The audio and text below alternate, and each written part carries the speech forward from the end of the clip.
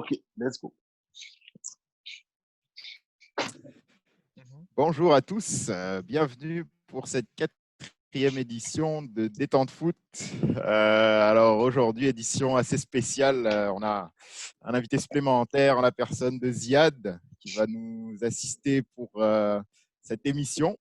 On a changé aussi un petit peu le format, donc ça va être divisé en deux parties avec différents sujets dont nous allons parler tout au long de ces deux parties.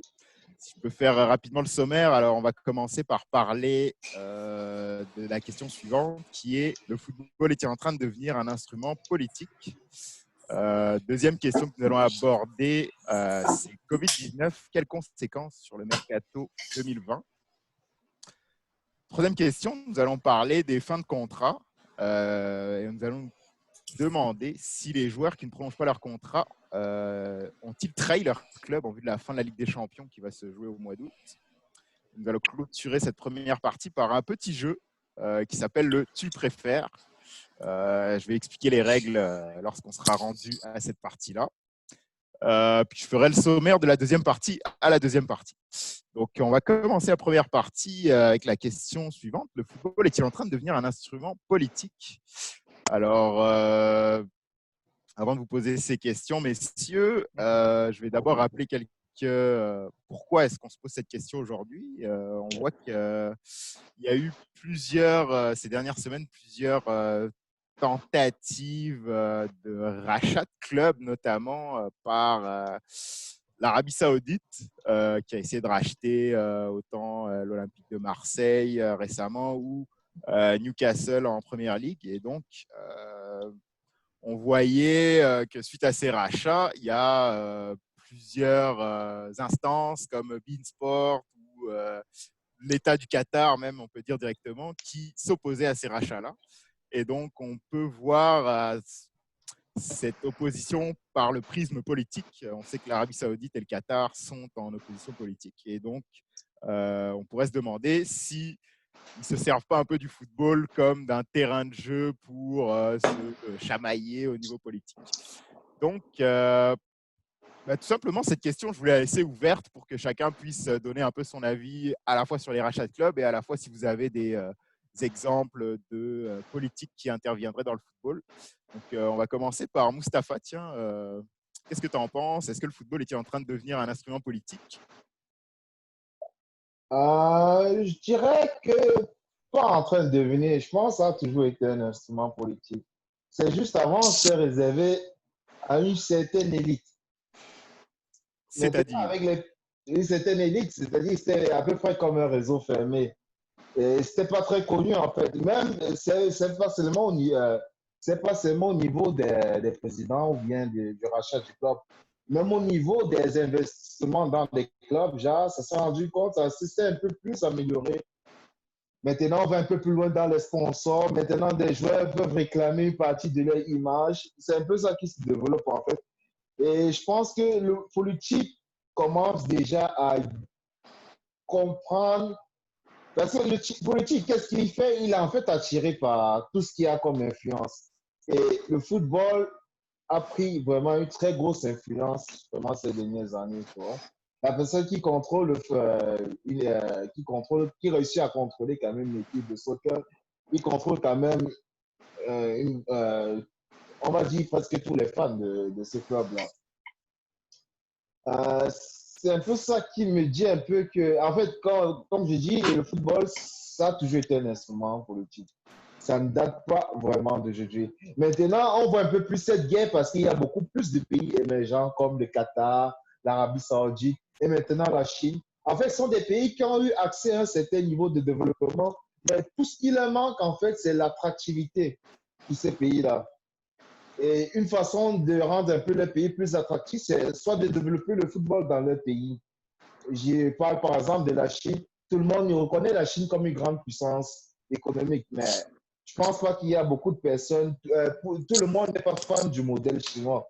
Les gens préfèrent plus le modèle occidental et un peu plus le modèle américain aussi qui est un peu plus ouvert, et ainsi de suite. Donc, ces pays-là essaient un peu de développer des points d'intérêt dans leur pays. Et le soccer, c'est vraiment le meilleur élément vu que c'est le sport le plus populaire. Et c'est pour ça qu'il y a un peu cette guerre-là maintenant avec ces pays émergents-là qui achètent des clubs. Et c'est toujours des pays émergents, hein. Le Qatar, l'Arabie Saoudite. Ce sont des pays qui ont connu de la richesse dans les dernières années, du 20e siècle.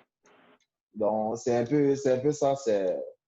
Ils essaient à peu près de développer leur attractivité dans leur pays. Je pense que c'est ça plus exactement. Parfait, parfait. Je vais demander son avis à Stéphane. Est-ce que tu es d'accord avec ce que vient de dire Mustapha ou est-ce que Oui. tu t'opposes un peu à ce qu'il dit? Non, non, je suis totalement d'accord. Et j'irai plus loin en disant que, comme dit, en fait, le football a toujours été un instrument politique et je vais appuyer ça par des exemples précis. On a encore en tête la guerre des 100 heures, pour ceux qui connaissent, qui a été où le Ouais, football, Ouais, hein, ouais, vas-y. Oui. exactement, où le football a été un catalyseur pour le déclenchement de cette guerre. Et j'irai même encore plus loin avec pour ceux qui connaissent aussi la finale, la qualification pour la Coupe du Monde 2005 en Côte d'Ivoire, où l'ascension de la Côte d'Ivoire, la participation de la Côte d'Ivoire pour sa première Coupe du Monde a permis à ce que cette à guerre-là la guerre. puisse exactement puisse 100%. comme se terminer, on dirait. Donc, ces exemples-là me font croire que en fait, le football a toujours été un instrument politique. Et pourquoi? Parce que, en fait, le fait que le football soit autant populaire, c'est surtout dû à ça. Quand quelque chose est trop populaire, forcément, le politique veut s'y attacher, tu vois. Exactement. Il veut pouvoir le manipuler, en fait. C'est pareil, et j'irais même encore beaucoup plus loin en prenant l'exemple de la guerre des gladiateurs et tout, des combats des gladiateurs. Les combats ne datent pas d'aujourd'hui, tu vois. Les combats ont toujours existé. Mais pourtant, dans l'arène, on savait que les combats de gladiateurs, c'était surtout un moyen utilisé par les politiques pour amadouer le peuple ou bien d'autres personnalités de la République ou bien de la principauté, si on peut dire ça comme ça. Donc, c'est en fait ça que je veux dire. Le football, pour moi, ça a toujours été un instrument politique. Mais est-ce que, bah, je vois que vous êtes tous les deux d'accord, puis je vais transider vers Ziad, mais est-ce Oui. que c'est pas justement en train de devenir encore plus? Parce que là, c'est comme si c'était une partie de Monopoly en fait. Chaque club va se racheter, chaque pays va se racheter un petit club, puis on va jouer nos petits matchs, on va s'acheter nos petits joueurs, puis au lieu de se faire la guerre dans le fond avec des armes, on va se faire la guerre à coups de millions en première ligue par exemple, en recrutant un attaquant à 100 millions. Est-ce que c'est Comme je dis, pas. Ah oui, vas-y. comme je dis, c'est une guerre des pays émergents. Que ce soit le Qatar, l'Arabie Saoudite, La ce Chine, sont des pays qui ont connu, et la Chine aussi, ce sont des pays qui ont connu la richesse un peu vers la fin des années 90. Mais il y a aussi Non, des investisseurs américains, par exemple, tu sais, qui peuvent ouais, mais c'est investir. aussi, ils veulent quand même, ouais, c'est vrai, c'est vrai, ils essaient de garder en fait la main sur ce qu'ils avaient depuis le début, c'est ça. C'est une guerre d'influence en fait, c'est pas mal ça. C'est bon. Ziad, oui, moi je suis d'accord avec Moustapha et Stéphane. Mais moi je pense vraiment que c'est pas juste politique en fait. Moi je mettrais plus l'accent sur le niveau touristique financier en fait. Parce que genre, si on prend l'exemple par exemple de la Chine ou bien du Qatar qui va organiser la Coupe du Monde, c'est sûr que le Qatar organiser la Coupe du Monde, ça va ramener un paquet de gens dans plusieurs pays. Donc, imaginons, genre, le Qatar, peut-être les gens ils n'ont pas vraiment l'envie de visiter. Mais si on dit qu'on organise une Coupe du Monde, comme ils aiment le foot, des Brésiliens, des Argentins, des Canadiens, ils vont venir au Qatar, ils vont pouvoir visiter les sites, ils vont en parler à leurs proches, ils vont en parler à leurs amis, et ça va faire venir encore plus de monde. Et tu vois, genre, donc c'est à peu près, c'est là que je vois au fait que le foot, au fait, ça, c'est vraiment pour des raisons touristiques, au fait, et financières, que les gens, au fait, ils commencent à acheter des clubs, ils commencent à organiser des grands événements. Parlons par exemple du Canada. Le Canada, ils n'ont pas pu organiser, ils ont voulu d'abord organiser la Coupe du monde de soccer seul, mais finalement, ils ont laissé tomber le projet parce que ils se disent que le Canada, ils se disent que les gens ils n'ont pas assez rempli les stades, ils ne vont pas venir vraiment au Canada pour regarder les matchs. Or c'est vraiment une, c'est vraiment le noyau, au fait, quoi. En fait, le foot, au fait, les gens, ils investissent, au fait, pour pouvoir augmenter leurs revenus, augmenter, au fait, la situation économique du pays augmenter la situation touristique du pays. C'est ça, c'est là que moi j'en viens. Parce que si on dit, quand on parle de politique, en fait, quand vous parlez de politique, vous parlez un peu des guerres, de ce qui se passe, ce qui se passe, de la situation du pays. Donc, moi, je pense que ce n'est pas vraiment politique le foot. Ce n'est pas pour des raisons politiques, c'est pour des raisons vraiment touristiques et financières. Enfin, c'est là que je veux mettre l'accent. C'est mon point de vue, en tout cas, ouais, c'est ça. Parce que Parfait. je n'ai pas vraiment beaucoup d'exemples. Je n'ai pas vraiment beaucoup d'exemples sur le point politique où pourquoi c'est politique, au fait? Pourquoi, si les Qataris ils ont acheté Manchester City, si les Qataris ont acheté le pays, pourquoi c'est... Je ne sais pas, si on peut parler de raisons politiques, au fait. Je pense que c'est plus raison économique, touristique, je pense. En tout cas, c'est mon point de vue, hein. Oui. Donc, c'est ça, je pense. Oui, c'est ça, c'est ça. Selon moi, c'est ça. Oui. Parfait, parfait. C'est un très beau point de vue, puis Je- c'est un bon point aussi. Oui, qui est-ce qui voulait Par- rajouter? Ouais, c'est moi. Par contre, je ne mettrais pas trop sur l'accent financier comme motivation de cette guerre-là. Parce que si on regarde par exemple la Coupe du Monde au Qatar, je ne suis pas sûr qu'ils s'en sortent avec un bilan positif. Je pense que le but en fait de cette manœuvre, c'est de, comment dire, de Accroître sa promouvoir l'image. supériorité. Ouais, c'est ça, de promouvoir l'image du pays surtout. C'est De du mettre soft plein power. la vue. Oui, oui, c'est de Ouais, promouvoir exact. l'image du pays, mais on ne peut pas Mettre parler de plein la politique, vue. là. On peut parler du tourisme. Tu comprends un peu? Oh, ouais, d'une part, on peut parler de tourisme. Mais financier, mais je pense quand même plus, vu l'argent investi, je pense pas que ça doit être si rentable que ça.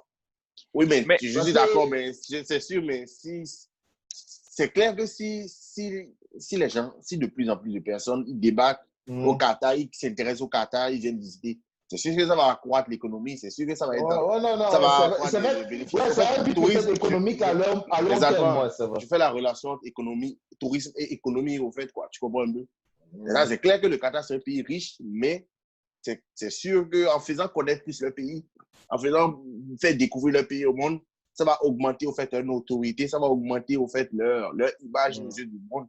C'est ça au fait que je voulais dire au fait quoi, c'est ça. Parce que quand vous dites politique au fait, je trouve que c'est un peu complexe au fait associer le football et la politique au fait quoi. C'est un peu plus complexe au fait. En tout cas, c'est mon point de vue. Hein. Je pense. Que c'est un peu complexe, la politique, ajuster le football et la politique. C'est vrai, il y a des raisons, il y a des raisons politiques, hein, mais ce n'est pas axé large, en fait. C'est vraiment plus des raisons touristiques et des raisons financières. Je pense que c'est ça. Par exemple, le projet du Qatar, ce que les Qataris ont amené au PSG, par exemple, leur projet d'acheter de grands joueurs, de grandes stars, moi, je ne pense pas que c'est pour des raisons politiques. Ils ont fait ça, c'est pas pour des raisons politiques, c'est pour montrer au fait que eux, maintenant, le Qatar, ils sont sur le marché du football. Ils sont sur le marché, c'est un business. Et ils veulent vraiment promouvoir au fait le football. Parce que si tu regardes même le PSG, en décembre, ils sont partis au Qatar. Ils vont souvent en décembre au Qatar. Ils vont en disant au Qatar pour faire des photos, pour voir les fans, tu vois un peu. Très Tout précisant. ça, oui, ça fait partie de l'image, au fait, du projet Qatari, au fait, de l'image marketing que le PSG a. En fait, c'est sûr, là-bas, ils vont vendre beaucoup de maillots. Ils vont vendre beaucoup de maillots au Qatar parce que les Qataris vont se dire qu'ils ont acheté le club et tout. Donc, c'est là où je veux en venir. En fait, c'est vraiment pour des raisons touristiques et financières qu'on peut associer. En fait, même politique, c'est moindre, quoi. Selon moi, c'est ça. Ah, oui, donc, oui, c'est tout ce que j'ai à dire, ouais, c'est ça.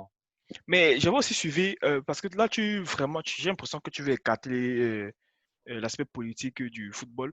Non, je ne veux Mais pas non, non, écarter, je mais je comprends, veux juste. mais je vois, genre, quand il dit écarter, tu dis oui, Minimiser, ça existe, minimiser. mais c'est minime quand Oui. même. Mais j'avais vu un exemple, mais je vais juste peut-être, je ne suis pas attardé là-dessus, mais où la FIFA avait voulu réconcilier deux pays. Je ne sais pas si quelqu'un de vous en a entendu parler. Et Euh, tu parles du conflit israélo-palestinien ou quoi? Non, C'est non, ça? non, non, plus le conflit. Décoré, hein? Non, non, même pas. Non, non, non. La Chypre turque, deux fédérations. Parce qu'apparemment, je ne me trompe pas, la Chypre avait été divisée en deux, je ne me trompe pas, du pays.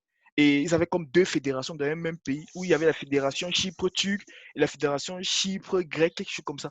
Et la FIFA avait réuni les deux fédérations à cause d'un certain conflit, tout, pour pouvoir vraiment rassembler les deux fédérations, pouvoir former juste une équipe pour toutes les compétitions internationales et tout. Non. Oui, mais donc tu penses qu'en C'est formant vrai. l'équipe nationale, au fait, ça allait unifier le pays, c'est ça? En fait, c'est ce que moi je me dis. Ouais. En fait, Et c'est vrai, je suis totalement d'accord avec ton point de vue, mais je pense qu'on peut pas quand même. En on ne peut fait, pas pour moi, du écarter, mais moment je que dis que quelque c'est minime. chose Moi, est. je dis au fait C'est que c'est exactement. minime, au fait, tu comprends? Mais Moi, je ça. dis juste que c'est minime, c'est tout, mais c'est vrai, par exemple, il y a eu le cas du match entre l'Israël et Tukla. Il y a eu un match entre l'Israël et je ne sais plus de quoi le pays, Mhm, mais ça a été joué alors qu'il y avait des tensions dans le pays et tout. C'était pour diminuer, pour baisser les tensions. Là, ils ont organisé un match dans le pays. Même l'Argentine, mhm, ils sont partis jouer un match amical mhm. contre l'Uruguay à Tel Aviv, en Israël. C'était genre l'année passée, je crois. Ils ont joué un match. C'est pour des raisons politiques, c'est pour des raisons, c'est pour montrer que maintenant c'est devenu un pays de football. Il n'y a plus de guerre et tout, oui, c'est vrai. On ne peut pas écarter, mais c'est juste que ce n'est pas prioritaire, au fait. Ah, c'est C'est sûr ça. que c'est pas exactement. Ouais, Là, le fondement du foot, c'est pas qu'on va régler les conflits et tout, non, c'est sûr. ouais, c'est ça. Parfait, parfait. Mustapha, tu peux baisser ton bras. Comment est-ce qu'on baisse? Je sais pas. Tu appuies là où tu as appuyé avant. Ok, je vais essayer. Ouais. Tu as vu? C'est pas évident. Hein. Regarde un peu. Ah, c'est bon, j'ai vu. Ok, et là Baisser la maintenant. main. Ok, C'est bon. c'est bon. Parfait. Bon, ben, je pense qu'on a quand même fait le tour sur cette question. Merci beaucoup pour vos points de vue. On va passer à la deuxième question. Mhm. Alors, COVID-19, quelles conséquences sur le mercato de 2020? Petit rappel avant que je vous pose différentes questions là-dessus. Mhm. Les mercatos vont être décalés cette année, évidemment, avec le contexte de pandémie. Donc, on a, par exemple, en Espagne, ça va commencer le 4 août. En Italie, je pense que ça commence en septembre. Puis en Allemagne, ça commence dans 2 semaines, en juillet. En France, je pense que ça a déjà commencé. Puis en fait, l'UEFA oblige que ça se termine le 5 octobre. On prend aussi en compte le fait que la Ligue des Champions va être jouée du 12 au 23 août, donc concrètement pendant le mercato, Mhm. ce qui est assez, ce qui se passe jamais en fait, sauf pendant les tours préliminaires, si je ne m'abuse. Donc déjà, on voit qu'il y a un décalage temporel qu'on peut observer là. Puis malgré tout, et malgré le fait qu'il y ait eu une pandémie, donc que les finances des clubs soient quand même touchées plus ou moins sévèrement, on observe qu'il y a pas mal de gros transferts qui sont déjà faits, qui sont déjà annoncés. Donc, on pense à Leroy Sané qui va aller au Bayern, je pense pour une 50aine de millions. Hakimi vers l'Inter, je pense pour 40 millions. Puis tu as aussi Werner qui a été acheté par Chelsea pour 55, je pense, millions. Donc, déjà par rapport à ça, admettons que vous êtes un club, un grand club européen aujourd'hui, avec tout ce que j'ai cité, puis le contexte de pandémie, puis aussi savoir qu'il y a quand même des finances qui ont été touchées. À votre avis, c'est quoi la stratégie qu'un club doit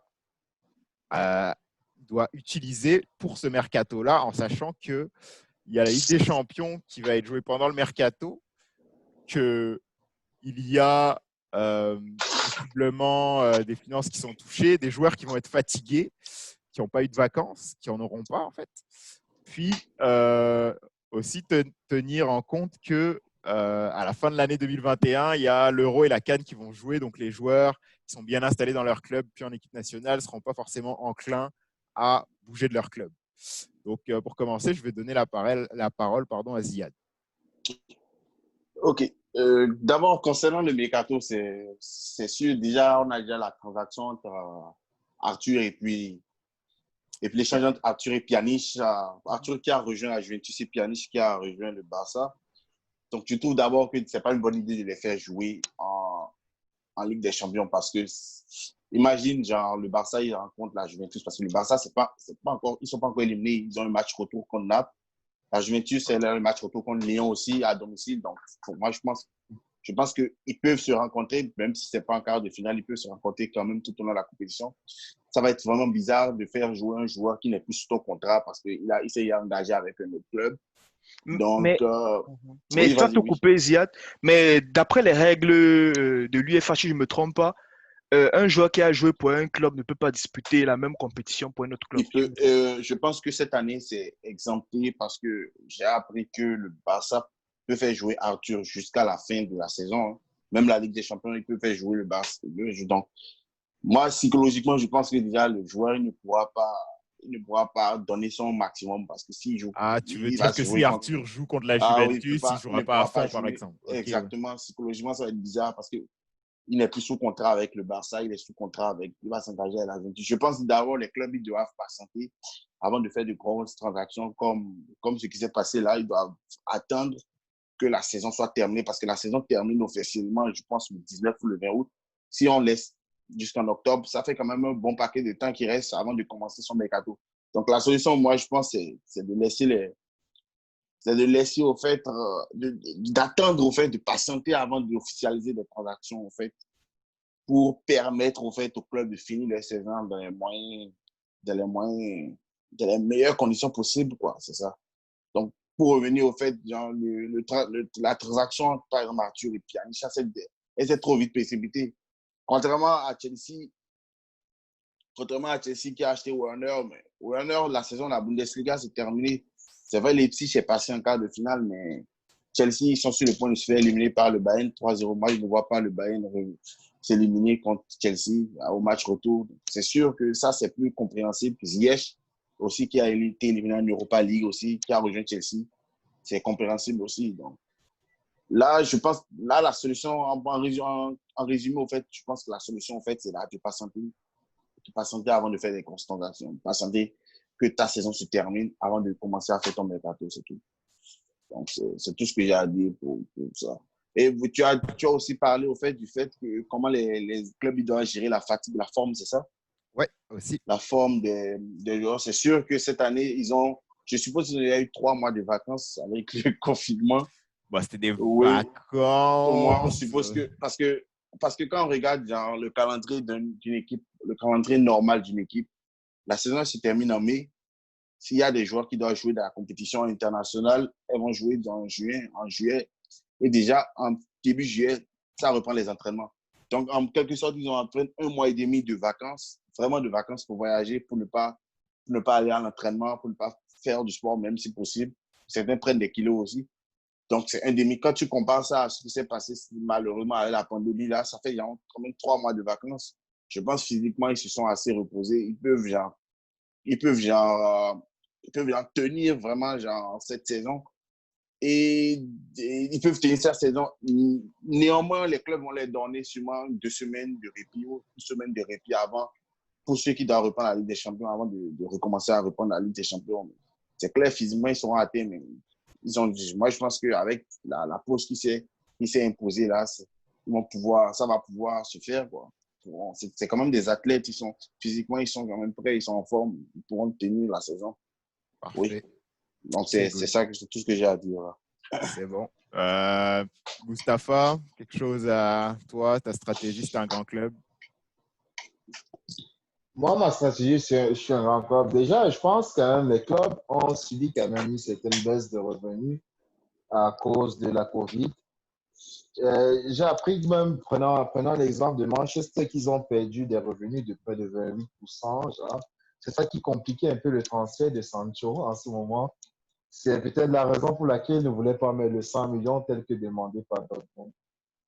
Euh, si je suis au grand club, bon, dépendamment en fait de l'urgence du recrutement en fait par rapport à la situation du club. C'est sûr que ce n'est pas tous les clubs qui ont besoin de se renforcer. Mais j'imagine que ce qui va se passer en ce moment, ça va être un peu plus des transferts, un peu plus sécuritaire, un peu dans le style du Barça. Je te donne un joueur, mais tu me donnes un joueur en échange. Ou soit, je te donne un joueur exactement. Donc, les joueurs qui vont partir, je ne pense pas que dans ce mercato, on va voir par exemple des pépites, des stars aller pour 100 millions sans que le club en arrière n'essaye de combler le départ d'un gros joueur avec un autre 100 millions, tu vois. Je pense quand même que la COVID, comment ça va influencer ce mercato, c'est qu'on n'aura pas de gros transferts, donc de transferts vraiment flamboyants. Peut-être à partir l'hiver prochain qu'on va avoir peut-être ce genre de transfert. Pour l'instant, ça sera juste des petits transferts, soit peut-être des échanges entre clubs ou bien des prêts, des affaires comme ça, mais il n'y a pas vraiment de gros transferts comme on a l'habitude de voir ces dernières années. Parfait. Donc, mercato plutôt calme cette année de ton point de Ouais, vue. exactement. Ouais, Et toi, exactement. Stéphane? Ouais, exactement. Mais en fait, selon moi, pour les grands clubs, en fait, ça va être comme la normale. Rien ne va C'est changer, en fait. ça, ça va être. On a remarqué, exactement comme Ziad a eu à le dire, avec Barcelone. En fait, pour eux, rien ne va changer.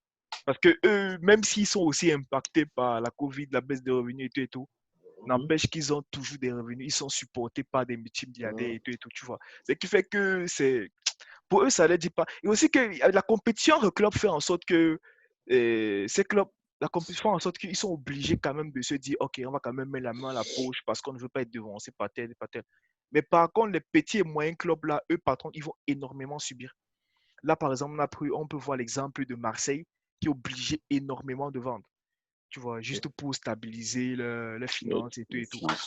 Et il y en a plein de clubs, pareil en France ou bien dans d'autres championnats. Ça fait ce que je peux dire là-dessus. Parfait, parfait. Bon, bah, écoutez, on va clôturer cette question, puis je vais en profiter aussi pour clôturer cette première partie. Je vois qu'il ne nous reste pas beaucoup de temps, donc on va s'arrêter ici, puis on reprendra dans la deuxième partie avec la suite du programme.